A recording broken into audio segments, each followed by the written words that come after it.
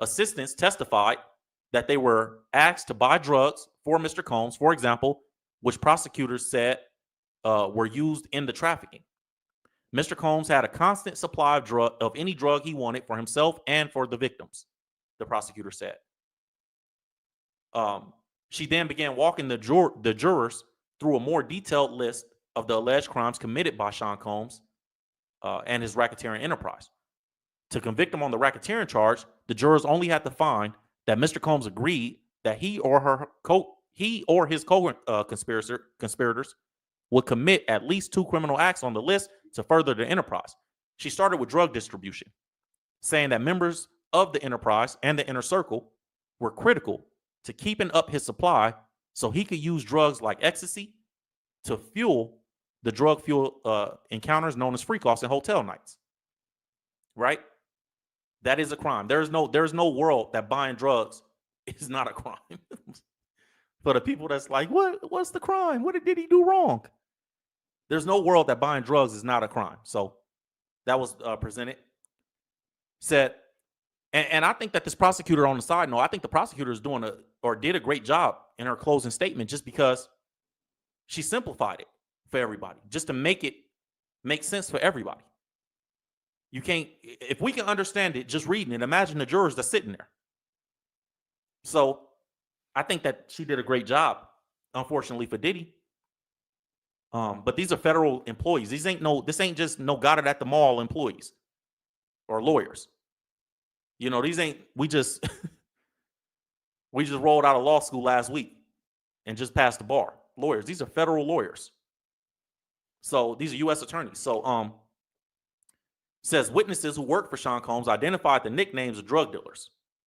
Dang. Hold on. Let me read the full thing on this. Hold up. Said the prosecution had linked the drug distribution to the core allegations at the center of the case that Sean Combs trafficked 2 of his girlfriends. Jane, for example, testified that the drugs she used during the encounters with the escorts included ecstasy, MDMA, and ketamine. The defense argued that those were simply purchases for personal use. So Diddy's lawyers didn't even deny it. They like, yeah, we bought the drugs, but it was for personal use. Bro, that's a crime. Like, you know what I mean? What? Anyways, I get it that they like, we got to sacrifice something. But so Diddy's lawyers argued that these were just simple purchases for personal use, not large-scale drug distribution schemes. It don't matter. The witnesses who used to work for Sean Combs identified the nickname of the drug dealers Mr. Combs used to buy from, including Guido, One Stop, and Baby Girl. They even put the drug dealers' names out there. Like, bro, I used to buy from Guido, used to buy from One Stop, Baby Girl. The prosecutor pointed to the testimony that Jane gave, one of Diddy's former girlfriends, when she said she was asked to fly a package of ecstasy across the country. She asked Christina Karam, his chief of staff, if transporting the drugs was safe. Jane testified that Mrs. Karam told her, "It's fine. I do it all the time." So when people go, "What's the crime? What did he do wrong?" Bro, he had somebody testify against him and say, "Yes, I'm the person that went and picked up the drugs, and yes, I'm the person that transported it from state to state across the country, a package of ecstasy, and I believe it was from LA to Florida." And also testified that Christina Karam, his chief of staff, says that she does it all the time. The prosecution moved on to addressing the allegations of kidnapping that were part of the racketeering conspiracy charge. There were reports this week that the prosecution was backing away from the aspect of the charge, but the truth is actually more nuanced. The prosecution was aiming to streamline the jury instructions by simplifying aspects of its legal theory surrounding the kidnapping, which is still very much part of the case. So, I believe what they're saying is they were using the kidnapping charges to prove some of the other charges, but those kidnapping charges are still part of the case. But in terms of what they're worried about the jury convicting on, they're not worried about the kidnapping charge. They're worried about the racketeering charge, which I told you guys, if you watched the live stream yesterday, or if you've been watching me for the last couple of weeks when we've been covering this case, I told you guys, they don't care about some of this other stuff, the arson and the kidnapping. The government don't care about that. They care about proving or opening the door so they can prove the racketeering. If we got to charge him with arson in order for us to open the door to say, hey, he used employees to go to this guy's house and blow up this car, We really care about him using the employees to do this stuff, running the criminal enterprise. We don't really care about the arson. The arson is a crime, but the big thing that we want is the racketeering. So charge him with arson so we can open the door for that, so we can bring witnesses and bring testimony so the jury can't unhear it, and we can further prove the racketeering charge. And then now when the jurors got the paperwork, it's just like all we focus on is the racketeering and this trafficking and stuff. Forget it. Don't worry about the arson right now. That's what that was about. Anyways, it says one of the kidnapping allegations involves Sean Combs' assault of Cassie. So it said that this was in 2009. So they've been investigating Diddy since 2008. I told you guys this. They're not going to spend that much money investigating somebody, that much time investigating somebody and not get a conviction. So it was clear as day from the beginning. That's what it's 2000. Let's say they arrested him 2024. So from 08 to 2024, 16 years of investigation. Come on, bro. So one of the kidnapping allegations involves Diddy assaulting Cassie in 2009. She testified that she punched Mr. Combs first after a dispute, and then after that, he stomped on her repeatedly as she was hiding under the backseat of an Escalade. This attack left her swollen, beaten, bleeding, and vomiting. Dang.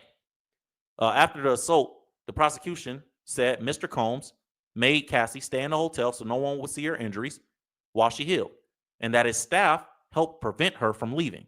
She wanted to go to her mom, but she wasn't allowed to, the prosecutor said to the jury.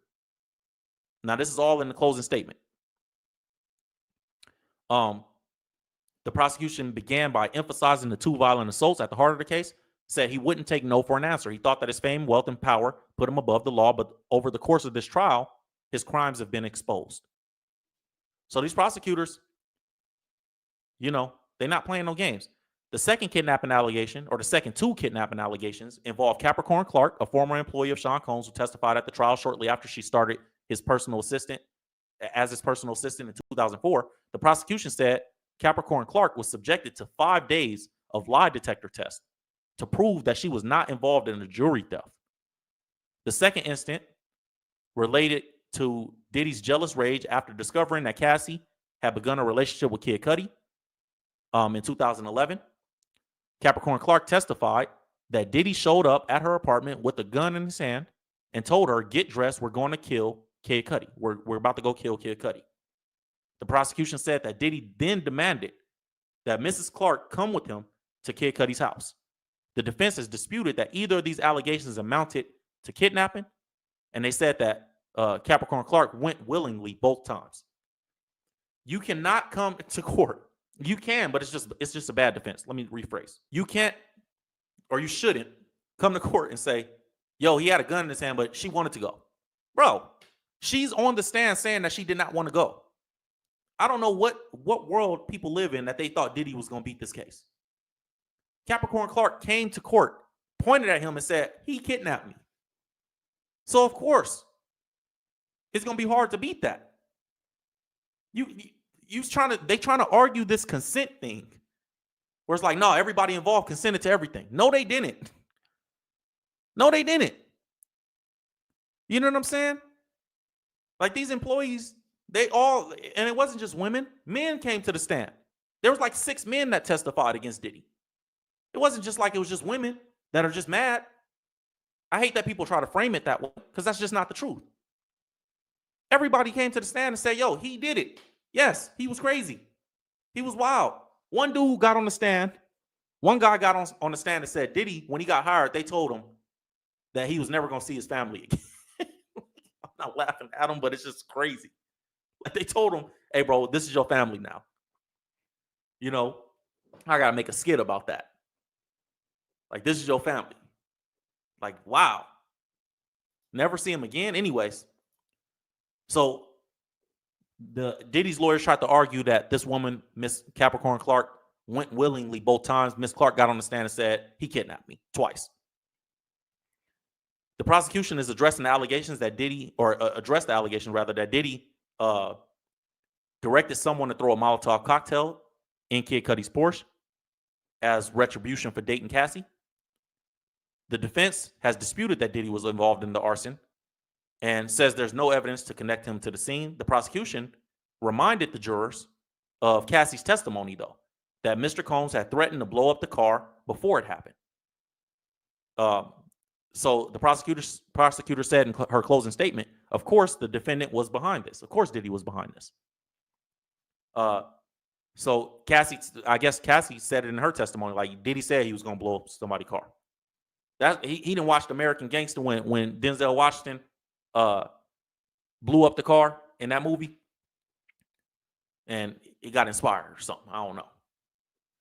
Anyways, the prosecutor delivered this closing argument, was speaking to the jury slowly and methodically, reading from prepared remarks on a lectern in front of her while referring to the slideshow with snippets of evidence. So while she was giving her closing statement, she was reviewing the evidence, going back through a slideshow of the evidence at the same time. That's powerful. For the jury to see what Diddy was doing and to hear, like, hey, this is why this is a crime, and just slowly going through it,